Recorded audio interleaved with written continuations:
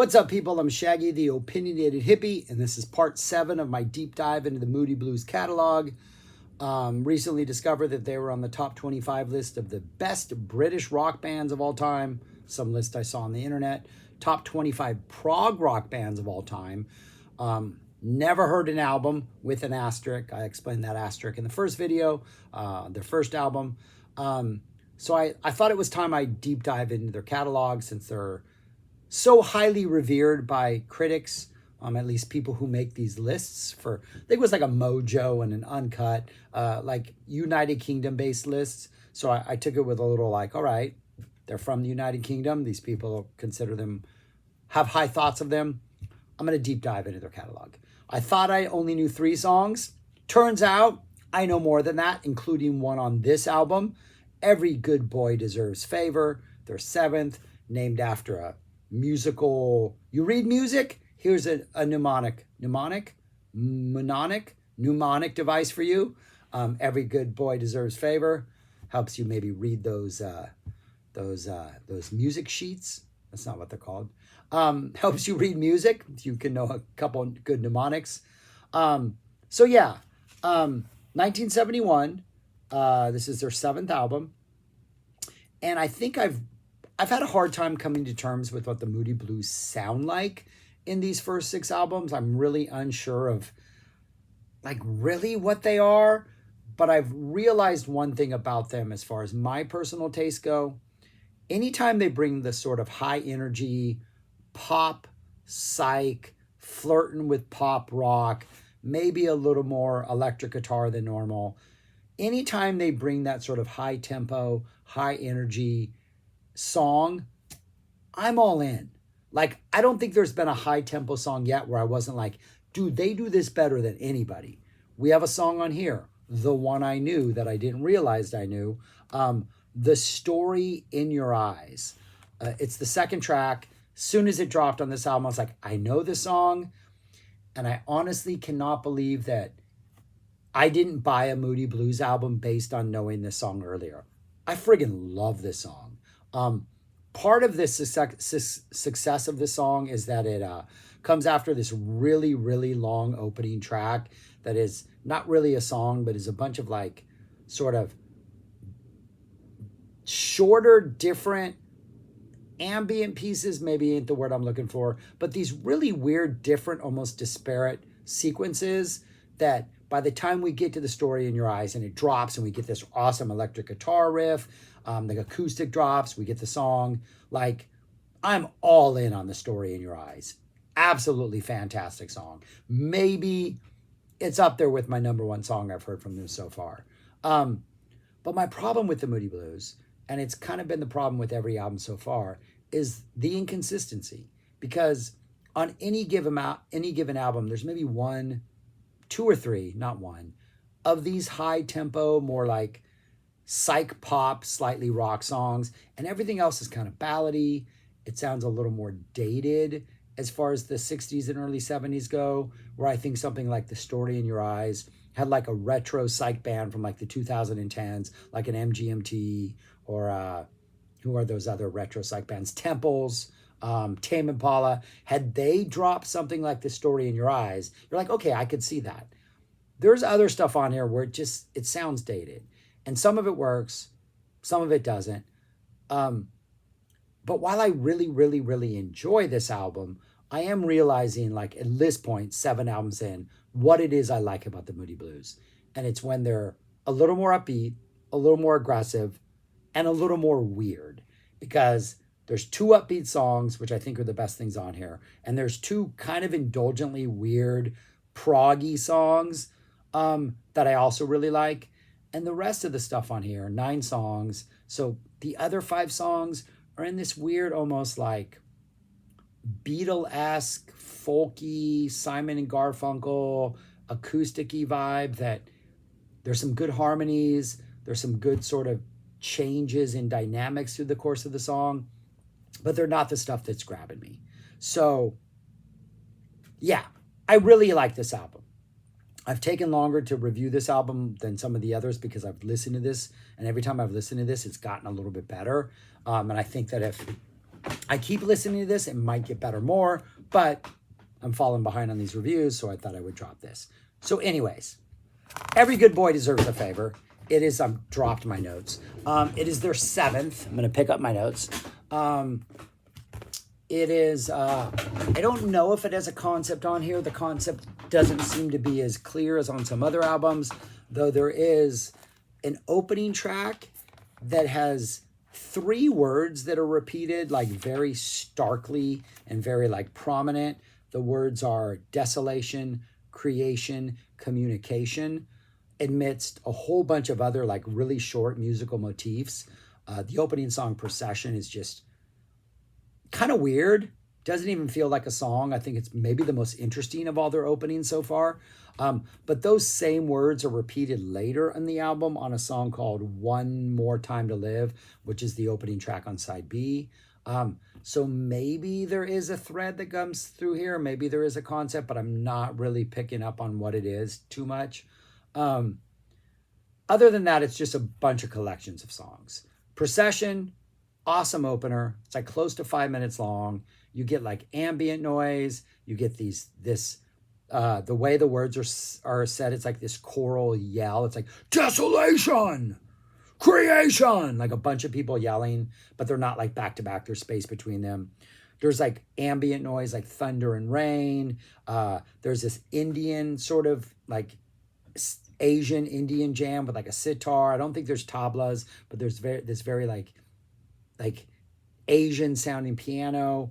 There's this other weird little jam that happens.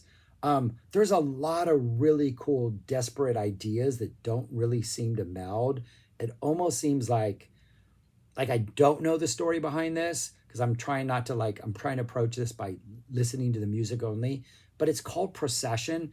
And I'm imagining like every member in the band had an idea of what could be in this, and they just put them all together with like silence between them.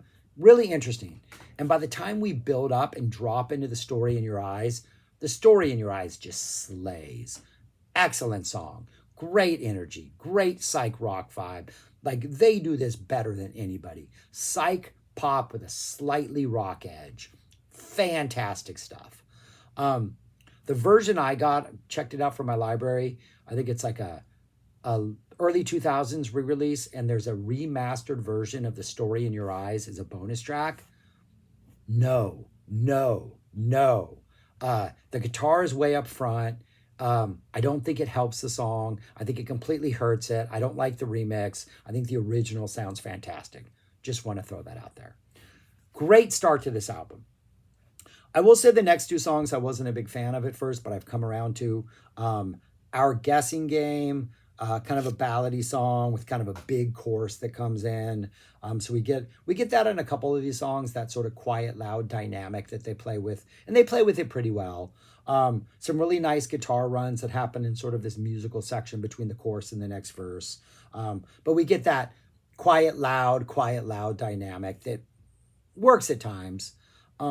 Emily's song, a very sort of Simon and Garfunkel meets Paul McCartney Beatles type ballad. I think we get some cello action in there that almost lends it like a sort of a Eleanor Rigby type vibe. Not my favorite part of the Moody Blues, but every time I listen to it, I think I like it a little bit more. And then closing out side A, we get a song called After You Came, which is this really great, awesome sort of acoustic, very upbeat groove. But then we get a full band drop that comes in. Really good energy. And there are moments in here that are like really almost psych meets prog, kind of heavy. The ending of this song has a really almost straightforward rock vibe that I haven't seen a lot in the Moody Blues that I really, really like. And so the first side of this album, even though it has these sort of what I think are kind of weaker ballads in the middle, starts off really strong, ends really strong, and the ballads aren't bad. I just don't think they're quite up to like the high energy stuff. Side 2 opens up with a song called One More Time to Live, which is just all over the place weird. Almost has like a little mini epic feeling. It's only like 5.5 minutes long, but there's all these sort of different little parts that give it a like an almost like, I don't want to say Bohemian Rhapsody because that's conjures up really over the top stuff, but just all these little different parts that click together so well. And it's really the weirder parts and some of the grooves in the weirder parts that really make this stand out. And I think anytime they get weird on this album, they sound better. Like anytime it almost seems like sometimes on the acoustic stuff, they're going for radio play or they're trying to go more to the middle of the road. And anytime they indulge their sort of like proggy tendencies or they're more like, over the top psych tendencies, it's a win. And One More Time to Live is like one of those that this is a win. Nice to Be Here has like a very strolling type acoustic vibe. Almost like again, like a Rubber Soul, Revolver era Beatles. Kind of a whimsical, very late 60s. There's a really nice guitar part that comes like halfway through that kind of plays the melody, an electric guitar part. Okay song, not my favorite. You Can Never Go Home starts off really cool with this really almost muted kind of, I don't want to say creepy, but a little more just eerie acoustic part. But then as it goes on, it kind of gets a bigger sound that loses some of that more interesting energy. Good moments throughout it. And like a lot of their songs, there's a lot of surprises where like you might not like the first 30 seconds, but a change is going to come that you're like, okay, I'm with this part. Let's not go back to that first part and we're good. They usually go back to that first part, but there's always enough going on in any given song where like you can't check out early because things are going to change. And I think You Can Never Go Home is a perfect example of that. And then the last song, 6.5 minutes of My Song, starts off with this really overly arty, theatrical type piano vibe where the singing is just like, like really fragmented and staccato and, meant to affect like a certain type of like almost theater performance. But then a whole bunch of other stuff happens throughout the course of the song. We get big dramatic art rock vibes. We get this proggy epic part. We get these really indulgent parts. What do I write here? Big epic proggy swings. There's just a lot going on in this song. Kind of reminds me of One More Time to Live from the first song off this side. Where again, you just can't check out at any point because you don't know what's going to happen 30 seconds later. And I like that. I like that unexpected aspect of it. And the more often I come back to this album, which I probably listened to this album the most compared to Days of Future Past, just because every time I listen to it, it's revealing itself a little more, and I'm understanding more of the structure of like One More Time to Live and My Song, and really appreciating those. But yeah, I think it ends on a really good kind of weird note. It's a weird album, I think. I think there's a lot of indulgent sort of detours that are good. It is at times awesome, not consistent. I don't think they've done a consistent album yet, is maybe my problem with them. But I really enjoyed this, and I kind of think it's one I'm excited to listen to again and go back to revisit. So, question is, where would I rank this among the other Moody Blues albums I've done so far, these 6 others? I have it at number 2. Days of Future Past, I'm starting to grow a little cold on. The second half of that album I still think is amazing. The first half I'm starting to really, it's not clicking like I wanted it to, so I'm starting to think it's never going to click. I just don't think it's as strong. I don't think this is as strong as To Our Children's Children, but I'm really, really enjoying this album. And so right now, EGBDF, I'm dropping you at number 2. But yeah, that's what I got. Enjoying this deep dive. It seems like these last 2 albums, like it seems like they had an album of 4 runs from like 2, 3, 4, and 5 where they were really indulgent in like the storytelling and the progginess and a little bit and like the going for a more symphonic vibe. Then they had that last album which seemed like it got away from that a little, and it seems like this one they're trying to put their toe back in the weirdness waters. So I'm really interested as we get closer to the mid-70s. I guess we're still in 71, so we're not that close. So I'm interested in where this next one goes. So yeah. But anyways, that's all I got. I'm rambling. Subscribe, like, share, comment, do all those things. I appreciate you watching this. Let me know your thoughts on the Moody Blues, on this album, blah, blah, blah. And I'm interested in how many people think this is a good prog band. Because I wouldn't define this band as a prog band. I would define this band as a psych band who has a little bit of prog detours. They're not a prog band with psych detours. They're a psych band with prog detours. That's how I would categorize them. But yeah, all right. That's all I got. Thanks for watching. Peace. Talk to you later.